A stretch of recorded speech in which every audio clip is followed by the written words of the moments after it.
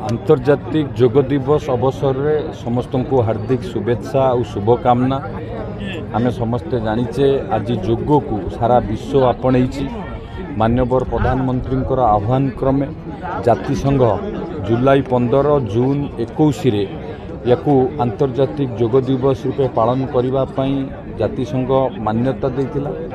एवं जेतेबेले माननीय प्रधानमंत्री प्रथम किरी ये योग दिल्ली राजपथ रे आकू आयोजन करते सेतेबेले 86 राष्ट्र पाखापाखि 36,000 ऊर्ध्व प्रतिनिधि माने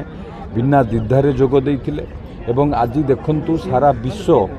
विश्व आज योग को आपणई पाखापाखि 200 राष्ट्र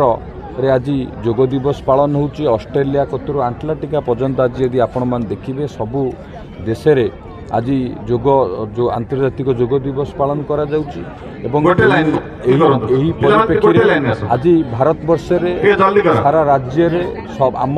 सरकार आसला पर माननीय मुख्यमंत्री मध्य पंचायत स्तर रे योग दिवस पालन करा जाउची, सब स्कूल रे पालन करा जाउची। एही अवसर रे आमे समस्त एठी जगतसिंहपुर जिल्ला रे आमे सब जगह रे मध्य पालन करूचे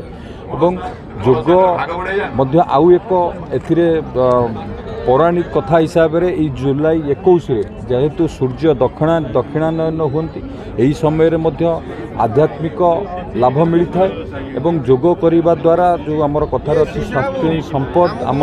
शरीर फिट रहे एवं योग द्वारा विभिन्न प्रकार रोग को आम दूरे पारिबा एवं रोग दूरे सहित रोग प्रतिषेधक शक्ति मध्य आम शरीर रे वृद्धि होता है। तेणु योग आम मानव समाज रे मनुष्यर दैनंदिन जीवन में व्यस्तता भितर योगर आवश्यकता अच्छी। आंतर्जातिक योग दिवस अवसर में आज पारादीप म्युनिसिपालिटी तरफ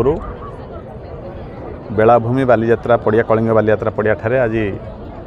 आंतर्जातिक योग दिवस को महासमारोह पालन कराइला। यही समारोह में हजार हजार संख्यार विभिन्न वर्ग लोक मैंने स्कूल छात्र छात्री एवं विभिन्न अनुष्ठान व्यक्तिविशेष जोग देते। सर्वोपरि आम अंचल प्रिय विधायक माननीय मंत्री श्रीयुत संपत चंद्र स्वाई महोदय आज रही कार्यक्रम मुख्य अतिथि रूपे योगाभ्यास करने उपस्थित रही आम मान उत्साहित करते। एसत आम अतिरिक्त जिलापाल एवं अतिरिक्त आरक्षी अधीक्षक आम निर्वाही अधिकारी श्रीयुत अभिषेक पंडा एवं इफ्कोर